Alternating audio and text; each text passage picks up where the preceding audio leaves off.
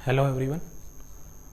आज का जो हमारा लेक्चर है उसमें हम डिस्कस करेंगे projection of A vector on A line, यानी एक वेक्टर का एक लाइन के ऊपर प्रोजेक्शन क्या होता है।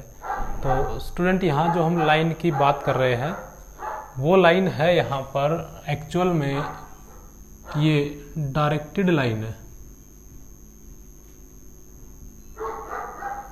और जैसा कि हम जो हमारे लेक्चर वेक्टर के फर्स्ट सेकंड थर्ड थे उनमें डिस्कस कर चुके हैं कि एक डायरेक्टेड लाइन वो होती है, जनरली स्टूडेंट लाइन क्या होती है, दोनों तरफ लाइन के अंदर डायरेक्शन होती है। एक इनफाइनाइट लेंथ की जो है लाइन सेगमेंट और जिसमें दोनों तरफ डायरेक्शन होती है उसको हम लाइन बोलते हैं। और यदि स्टूडेंट इस लाइन के को हम एक ही डायरेक्शन दे देते हैं तो ये बन जाती है डायरेक्टेड लाइन। तो यहाँ हम जो बात कर रहे हैं वो डायरेक्टेड लाइन को लेके बात कर रहे हैं। तो मैंने एक लाइन यहाँ कंसीडर कर ली है डायरेक्टेड लाइन। और मान लीजिए स्टूडेंट कोई एक वेक्टर है ए जिसका इनिशियल पॉइंट है, ये कोई ए वेक्टर है जिसका इनिशियल पॉइंट हमने कंसीडर कर लिया ए और टर्मिनल पॉइंट जो है वो मैंने कंसीडर कर लिया बी। तो यहाँ पे जो ए बी वेक्टर हो गया स्टूडेंट वो क्या हो गया, ए वेक्टर हो गया। तो अभी हम क्या करेंगे स्टूडेंट, एंटी क्लॉकवाइज एक हम एंगल लेंगे इस लाइन का वेक्टर के साथ और उसको मैंने कंसिडर कर लिया थीटा। तो यहाँ जो थीटा है स्टूडेंट वो आपने ध्यान रखना है, थीटा की वैल्यू यहाँ पर 0 से लेकर 360 डिग्री तक, यानी 0 से 2 पाई डिग्री तक, 2 पाई रेडियन तक पॉसिबल है। यानी थीटा जो है वो लाई करेगा 0 to 360। अब हम आगे चलते हैं स्टूडेंट, हमें डिफाइन करना है प्रोजेक्शन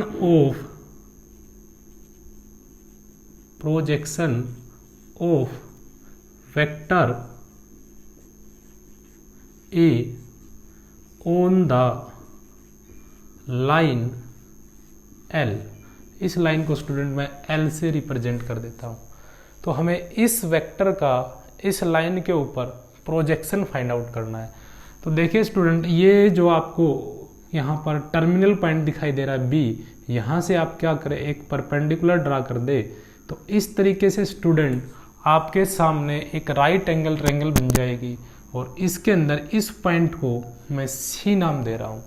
तो यहाँ पे स्टूडेंट इस ट्रायंगल में ए बी सी के अंदर जो ये बेस कंपोनेंट है, यानी ये जो बेस है ए सी, इसको हम बोलते हैं इस वेक्टर का इस वेक्टर के ऊपर प्रोजेक्शन। यानी ये क्या आएगा स्टूडेंट, AC आएगा। जो ये AC लेंथ है ये ए वेक्टर का इस वेक्टर के ऊपर क्या हो जाएगा, प्रोजेक्शन।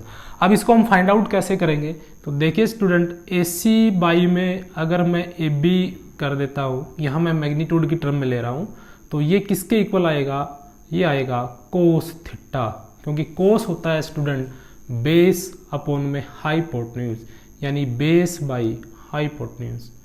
तो यहाँ से स्टूडेंट हमें फाइंड आउट करना है AC। तो AC यहाँ से क्या आएगा, AB को आप उधर ले जाएंगे तो ये आ जाएगा AB कोस थीटा। तो इसी को स्टूडेंट हम क्या बोलते हैं,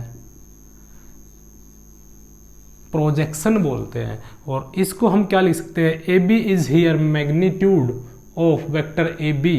तो यहाँ इसको आप ऐसे भी लिख सकते हो, A का मैग्नीट्यूड इंटू कोस थीटा और AB का मैग्नीट्यूड कोस थीटा, या फिर सिंपली आप ऐसे भी लिख सकते हो। तो ये हो गया projection of vector A on the line L। अब स्टूडेंट हम बात करते हैं, ये जो हमारे पास लेंथ आई है, यानी इस लेंथ को हम क्या बोलते हैं, प्रोजेक्शन बोलते हैं। अब प्रोजेक्शन जो होता है स्टूडेंट वो दो तरह का होता है। अगर आप इस प्रोजेक्शन को सिर्फ मैग्नीट्यूड के टर्म में पढ़ेंगे तो ये कहलाएगा स्केलर क्वांटिटी। और मैग्नीट्यूड के साथ साथ स्टूडेंट अगर हम इसमें डायरेक्शन भी दे दें तो ये क्या बन जाएगा, वेक्टर प्रोजेक्शन बन जाएगा। तो इस तरीके से स्टूडेंट एग्जाम में हमारे सामने दो तरह के क्वेश्चंस आते हैं। एक में बोल दिया जाता है कि हमें स्केलर प्रोजेक्शन फाइंड आउट करना है और दूसरे में बोल दिया जाता है कि हमें वेक्टर प्रोजेक्शन फाइंड आउट करना है। तो देखिए स्टूडेंट, स्केलर प्रोजेक्शन में हमें सिर्फ और सिर्फ मैग्नीट्यूड बताना होता है, और वो मैग्नीट्यूड स्टूडेंट क्या होगा, ए बी का मैग्नीट्यूड इनटू में कोस थीटा, यानी उस वेक्टर का मैग्नीट्यूड इनटू में कोस थीटा।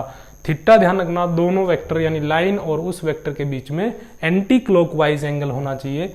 अब हम बात करेंगे वेक्टर, अगर प्रोजेक्शन आपसे पूछा है तो स्टूडेंट वेक्टर में दोनों चीजें होती है, ए का मैग्नीट्यूड कोस थीटा, और यहां हम उसकी डायरेक्शन और मेंशन कर देंगे,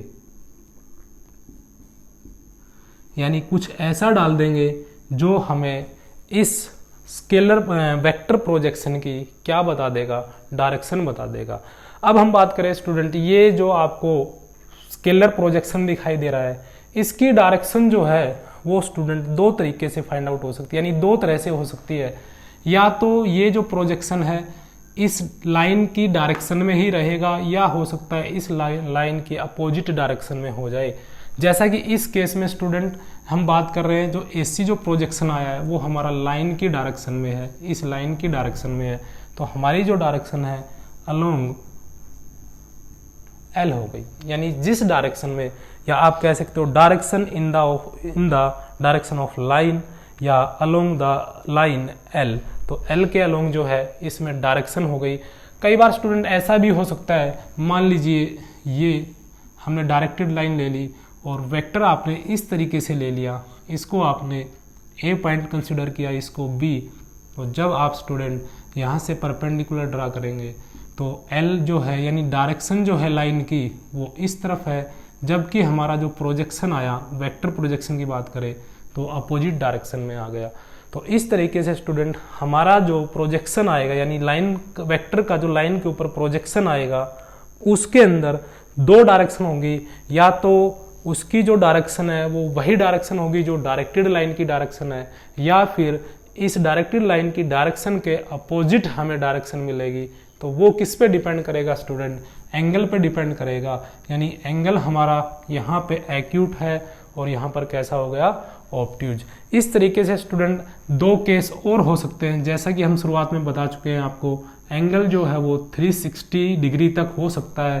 तो अगर आप वेक्टर को ऐसे ले लेते हैं, यहाँ पर ए पॉइंट यहाँ बी, तो तब भी आप देखेंगे स्टूडेंट ऐसे परपेंडिकुलर ड्रा करेंगे, तब भी जो लाइन एल है उसकी डायरेक्शन इधर है, और जो हमारा वेक्टर आएगा, सॉरी कंपोनेंट आएगा, प्रोजेक्शन जो आएगा उसमें डायरेक्शन इधर आएगी, यानी अपोजिट डायरेक्शन टू एल। और यदि स्टूडेंट हम वेक्टर को ऐसे ले लेते हैं इस तरीके से, ये ए और ये पॉइंट ले लिया बी, तो जो प्रोजेक्शन आएगा वो उसी डायरेक्शन में आ जाएगा जिस डायरेक्शन में एल है।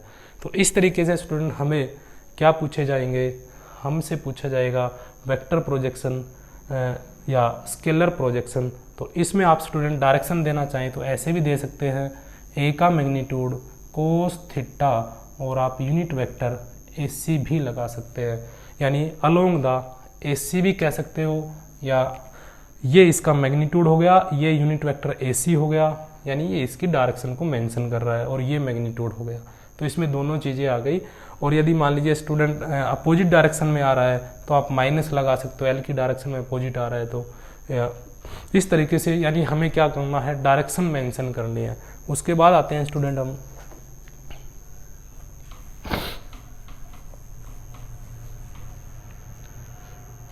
जो एक्सरसाइज, सॉरी एक क्वेश्चन कंसेप्ट और बच गया, projection of A vector on, projection of A vector on vector B. यहाँ अभी हमने स्टूडेंट क्या डिस्कस किया है, एक लाइन का, एक वेक्टर का एक लाइन के ऊपर प्रोजेक्शन डिस्कस किया है। अब स्टूडेंट मान लीजिए ऐसा हो जाए कि ए वेक्टर ये है और इस वेक्टर का इस बी वेक्टर के ऊपर हमें प्रोजेक्शन फाइंड आउट करना हो, तो ये हम कैसे फाइंड आउट करेंगे। तो student projection of A vector on B, definition जो है, कंसेप्ट जो है स्टूडेंट वही है, यहाँ से हम परपेंडिकुलर डालेंगे तो ये जो बेस कंपोनेंट आएगा ये क्या आएगा स्टूडेंट, इस ट्रायंगल से ए कोस थीटा, यानी ए का मैग्नीट्यूड इनटू में कोस थीटा, जैसा कि हमने इस ट्रायंगल के अंदर फाइंड आउट किया था। तो आंसर आएगा स्टूडेंट हमारा ए का मैग्नीट्यूड कोस थीटा, ये कैसा कंपोनेंट कैसा प्रोजेक्शन आया है, स्केलर प्रोजेक्शन आया है। इसको हम स्टूडेंट इस तरीके से भी लिख सकते हैं, ए का मैग्नीट्यूड इनटू में 1 इनटू में कोस थीटा। और इसको अगर और आगे लिखना चाहें तो ए का मैग्नीट्यूड, देखिए स्टूडेंट 1 जो है उसकी जगह मैं ऐसे भी लिख सकता हूँ, यूनिट वेक्टर बी का मैग्नीट्यूड इनटू में कोस थीटा। यानी यूनिट वेक्टर की जो डेफिनेशन है स्टूडेंट, उसके अकॉर्डिंग क्या होता है, यूनिट वेक्टर का जो मैग्नीट्यूड होता है वो कितना होता है, 1। तो मैंने यहाँ पर बी यूनिट वेक्टर का मैग्नीट्यूड यहाँ डाल दिया है। और इसको आप क्या लिख सकते हैं student, A vector dot unit vector B. अगर आप इस फॉर्मूले को ओपन करेंगे, डॉट प्रोडक्ट का फॉर्मूला लगा के, ए का मैग्नीट्यूड यूनिट वेक्टर बी का मैग्नीट्यूड इनटू कोस थीटा।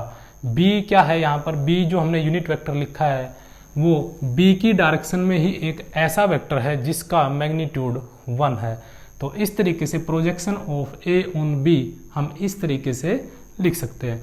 अब स्टूडेंट इसको अगर हम और ज़्यादा सिंप्लीफाई करना चाहें, यानी और फॉर्मूले की टर्म में लिखना चाहे, तो यूनिट वेक्टर को हम क्या लिख सकते हैं स्टूडेंट, बी वेक्टर को अगर बी के मैग्नीट्यूड से हम डिवाइड कर देते हैं तो वो क्या बन जाता है, यूनिट वेक्टर बन जाता है। यानी किसी भी वेक्टर को उसके मैग्नीट्यूड से अगर आप डिवाइड कर देंगे तो वो क्या बन जाएगा, यूनिट वेक्टर बन जाएगा। तो यहाँ से हमारे सामने नया फॉर्मूला आ गया, ए डॉट बी बाई में बी का मैग्नीट्यूड। ये आ गया प्रोजेक्शन ऑफ, यहाँ प्रोजेक्शन कौन सा है स्टूडेंट, ये स्केलर प्रोजेक्शन की बात हो रही है।